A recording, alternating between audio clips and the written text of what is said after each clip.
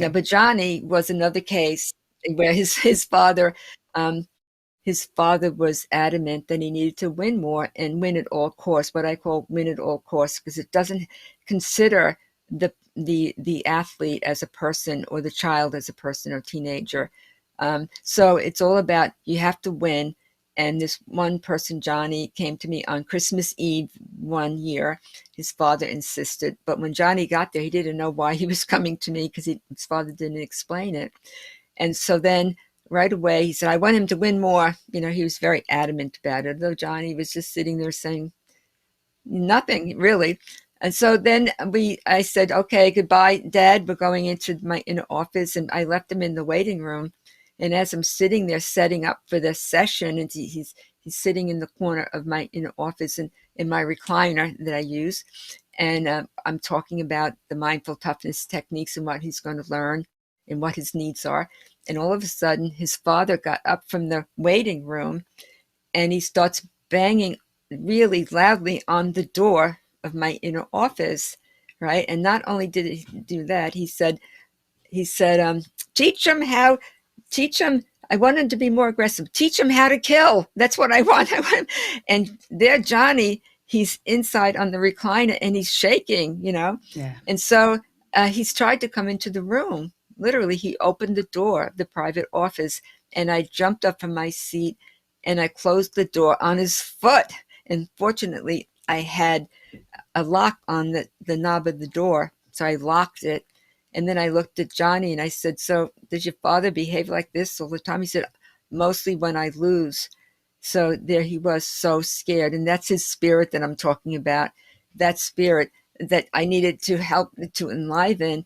And so that's what I did. I worked with him that day and several other visits. But on the next visit, because the father didn't apologize for his behavior on the first visit, but the next visit, his mother came instead of the father. And I told her about the behavior of her husband and how that wasn't going to be helpful for Johnny to win. And so Johnny was learning how to be assertive rather than aggressive. Aggressiveness is for, the battlefield. Assertiveness is to obey the rules of wrestling and win. Yes. And he was also learning to stand up for himself because the mother spoke to the father. And apparently, I don't know what she said, but I told her, I gave her the riot act. And so I didn't hear anything after I worked with Johnny for 4 sessions, about his progress or anything until his coach, his private coach, called me and he said, "Oh, Johnny's winning. He's winning his matches." He said, "But what I really am calling you about is what did you do with the father?" Because the coach was having such challenges with the father being less than cooperative, put it that way, very aggressive with him. So he said, "But what did you do?"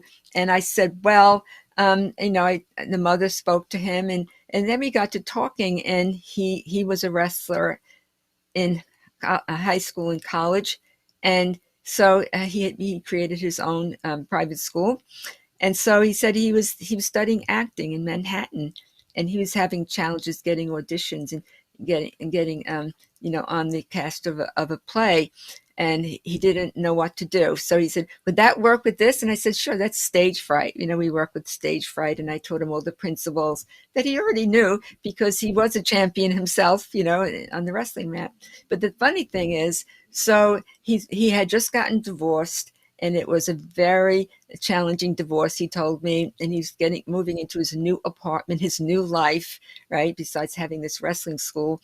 And he was trying to get his phone installed in his kitchen. It was a landline at the time, and so he tried several times and he couldn't get the phone to work. So on this one day, he was supposed to come to my office for an appointment. He said, "I'm sorry, but I'm here and I'm trying to get my phone installed again." And he sees the lineman outside on the telephone pole. So he's trying to fix his phone. And then he got this idea to go over to the jack in the wall, the plastic jack that was screwed on. He unscrewed it and he realized there's no wires in the wall at all. And then he realized why he couldn't get it connected. So then, now that Johnny is doing well and he's getting along with the father of the boy, so now he's studying these principles. And he came to my office and I said, "Well, you need to go back and you need to look at your matches that you had in college, because he said, oh, he was in the Division II finals and he lost, and he always felt terrible about it. He wouldn't look back at his recordings. Yeah. So you need to go back and look. And then he realized, I did great. I only had a few skills. I didn't learn the skills I'm teaching the students now.